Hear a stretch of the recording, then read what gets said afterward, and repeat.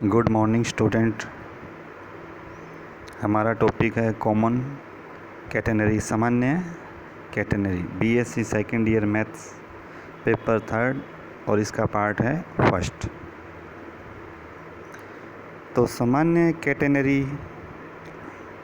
किसे कहते हैं? सबसे पहले तो कैटेनरी की परिभाषा, जब एक समान डोरी या जंजीर दो स्थिर बिंदुओं जो कि ऊर्ध्वाधर एक ही सरल रेखा में नहीं हैं, ऐसे दो स्थिर बिंदु जो कि ऊर्ध्वाधर एक ही सरल रेखा में नहीं हैं के मध्य गुरुत्वाकर्षण के अधीन स्वतंत्रता पूर्वक लटके तो इससे बनने वाला वक्र ही कैटेनरी कहलाता है। When ये यूनिफॉर्म स्ट्रिंग और chain hangs freely under the action of gravity between two fixed points not in the same vertical straight line, the curve in which it hangs is called a catenary.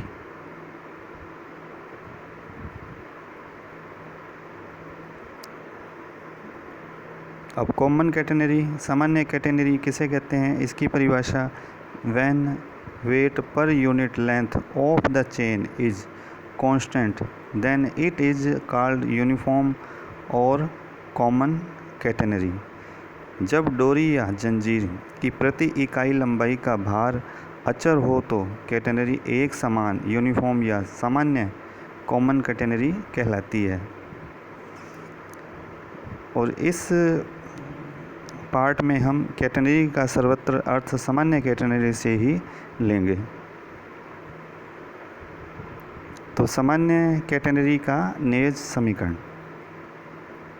माना ए तथा B दो स्थिर बिंदु है, जैसे कि चित्र 3.1 में है कि ए और बी दो स्थिर बिंदु है और ए सी बी क्या है? एक डोरी है जिसका निम्नतम बिंदु सी है। माना डोरी पर कोई बिंदु पी लेते हैं तथा चाप सी पी स्मॉल एस, डोरी एक समान है तथा माना इसकी प्रति इकाई लंबाई का भार डब्ल्यू है।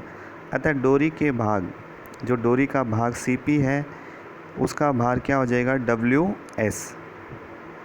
सी पी निम्न बलों के अंतर्गत साम्यावस्था में है। तो फर्स्ट, निम्नतम बिंदु सी पर क्षैतिज तनाव T0,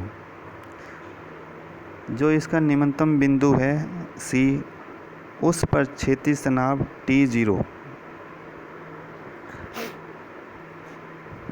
अंदर की ओर होगा। बिंदु P पर स्पर्श रेखा NP के अनुदिश तनाव T है।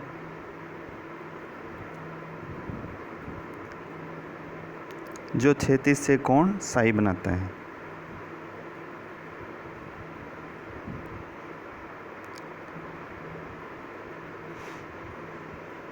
चाप CP का भार WS है। इसके गुरुत्व केंद्र G से ऊर्ध्वाधर नीचे है। तो साम्यावस्था हेतु माना उक्त सभी बल एक ही बिंदु L पर मिलते हैं तो क्षैतिज ऊर्ध्वाधर में वियोजित करने पर जो हमारे पास T है तो उसका क्षैतिज घटक तो क्या हो जाएगा? T कोस साई, और ऊर्ध्वाधर घटक क्या हो जाएगा? T sine psi. तो T कोस साई किसके इक्वल होगा? T0 के, क्योंकि T0 अंदर की ओर है और T कोस साई की डायरेक्शन विपरीत है, तो दोनों तनाव क्या होंगे? एक दूसरे के इक्वल हो जाएंगे। इसी प्रकार से T साइन साई किसके इक्वल होगा? WS के, क्योंकि T साइन साई ऊपर की ओर होगा और WS क्या है? नीचे की ओर। तो समीकरण 2 को 1 से भाग दे देंगे। T साइन साई बटे T cos psi equal to WS बटे में T0। तो T से T कट जाएगा, साइन बटे कोस क्या आ जाएगा? Tan psi equal to WS बटे में T0, इक्वेशन 3। यदि T0 इक्वल टू WC अर्थात C लंबाई की डोरी का भार हो तो टेन साई बराबर क्या हो जाएगा? S बटे C, या S बराबर C टेन साई। समीकरण 4, जो कि सामान्य कैटेनरी का अभीष्ट नैज समीकरण है। सामान्य कैटेनरी का कार्तीय समीकरण। तो सामान्य कैटेनरी का नेक्स्ट समीकरण जानते हैं, एस बराबर टी सी टेन साई होता है, और टेन साई क्या होता है, D Y upon D X. तो एस बराबर आ जाएगा C D Y upon D X. तो एक्स के सापेक्ष अवकलन करेंगे, एक्स के सापेक्ष अवकलन करने से क्या हुआ, डी एस बटे D X equal to C D square Y upon D X square, या डी एस बटे डी एक्स क्या होता है, अंडर रूट के अंदर 1 प्लस डी वाई बटे डी एक्स की whole square equal to C D square Y upon D X square, equation first. तो डी वाई बटे डी एक्स को क्या करते हैं, पी ले लेते हैं, और D to Y upon D X two क्या हो जाएगा, डी पी बटे में डी एक्स। तो एक का जो रूप है वो क्या बन जाएगा, अंडर रूट के अंदर 1 plus P square equal to C D P बटे में डी एक्स। जो p वाले पद है वो अलग कर देंगे और x वाले पद अलग करके समाकलन कर देंगे। तो समाकलन D X equal to C समाकलन डी पी बटे में रूट 1 प्लस पी स्क्वेयर, या x plus A one equal to, ये किसका फार्मूला होता है, c hyperbolic sine inverse p, इक्वेशन सेकंड। अब दो को सरलतम रूप में लिखने पर कैटेनरी के निम्नतम बिंदु C से ऊर्ध्वाधर रेखा को yx लेने पर जब x बराबर 0 तो dy अपॉन डी एक्स क्या आ जाएगा, 0। अतः समीकरण 2 में 0 plus A one equal to C hyperbolic sine inverse 0 equal to 0, तो ए वन क्या आ जाएगा, 0, equation third.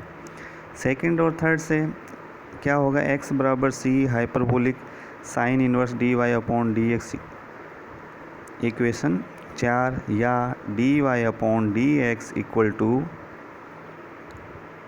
Hyperbolic sine X upon C. जो समीकरण 4 है उसमें सबसे पहले सी एक्स के बटे में चला जाएगा, जो हाइपरबोलिक साइन इनवर्स है वो दूसरी तरफ जाके क्या बन जाएगा, हाइपरबोलिक साइन, और D Y upon D X बचेगा। तो ये D Y upon D X की वैल्यू क्या आ जाएगी, हाइपरबोलिक साइन एक्स अपॉन सी।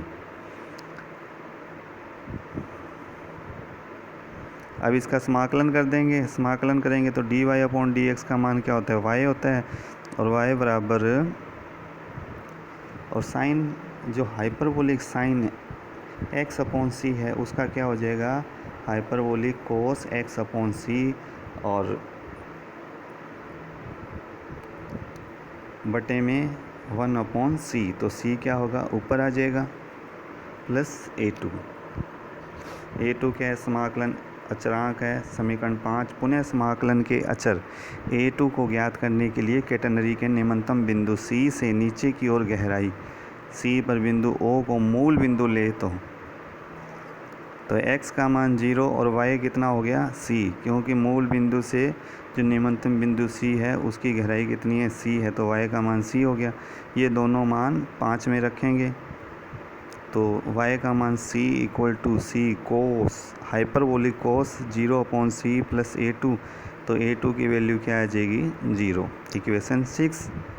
5 तथा 6 से y बराबर c hyperbolic cos x upon सी, इक्वेशन 7, जो कि सामान्य कैटेनरी का अभीष्ट कार्तीय समीकरण है।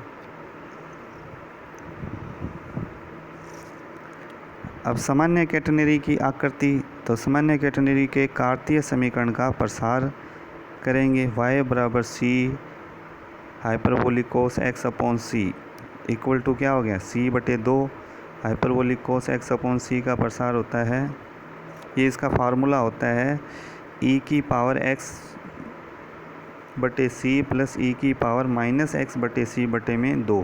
तो 2 तो कहाँ बाहर आ गया, तो वो हो गया c बटे 2, इक्वेशन फर्स्ट। तो राइट हैंड साइड में चर घातांकी के प्रसार से जो e की पावर x अपॉन सी और e की पावर माइनस x अपॉन सी है उसका प्रसार करके जब उसको सॉल्व करेंगे तो क्या आएगा, y बराबर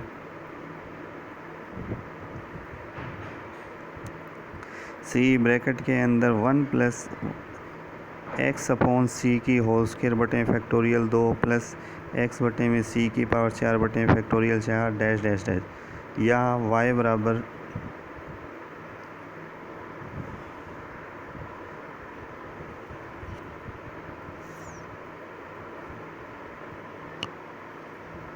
सी प्लस एक्स स्क्वायर बटे में 2c प्लस एक्स की 4 बटे में 24c की क्यूब। जब c का मान पर्याप्त बड़ा हो तो राइट हैंड साइड में प्रसार की तृतीय तथा उच्च पद नगण्य होने से उन्हें क्या करेंगे, छोड़ देंगे। अतः तो y बराबर c प्लस एक्स स्क्वायर बटे में 2c आ जाएगा। जो हमने किया है ये ऊपर y बराबर c hyperbolic cos x upon c है, तो ये किसका प्रसार था, ये hyperbolic cos x upon c का ही प्रसार था जो नीचे किया गया है, जो 1 प्लस एक्स अपॉन सी की होल स्क्वायर बटे फैक्टोरियल 2 प्लस एक्स अपॉन सी की पावर 4 बटे फैक्टोरियल 4। और इसको सॉल्व करके हमारे पास जो c की उच्च घातों को हम छोड़ देंगे राइट हैंड साइड में, तो क्या बचेगा, y बराबर c प्लस एक्स स्क्वायर बटे में 2c। इसको और सरल करेंगे तो y minus C equal to X square बटे में 2c या एक्स स्क्वायर बराबर 2c y माइनस सी ब्रैकेट में, जो कि एक परवलय को प्रदर्शित करती है और जिसका अगर अनुरेखण करें तो हमें निम्न परिणाम प्राप्त होते हैं। जैसे कि परिभाषाएं, फर्स्ट वक्र y अक्ष के सममित है जो कैटेनरी का अक्ष कहलाती है। सेकंड, शीर्ष बिंदु 0c है पर है जो कैटेनरी का निम्नतम बिंदु है। और कैटेनरी का नाभिलंब 2c, क्योंकि हम जानते हैं t0 बराबर क्या था, wc था, तो वहाँ से c की वैल्यू क्या आ जाएगी, 2t0 बटे में w। समीकरण में प्रयुक्त c कैटेनरी का प्राचल कहलाता है और कैटेनरी का आकार c पर निर्भर करता है। जब दो कैटेनरी के प्राचल बराबर हो तो वे समान कैटेनरी कहलाती है। पाँचवां, कैटेनरी के शीर्ष 0c से नीचे c गहराई पर अक्ष के लंबवत क्षैतिज रेखा अर्थात x अक्ष कैटेनरी की नियता कहलाती है।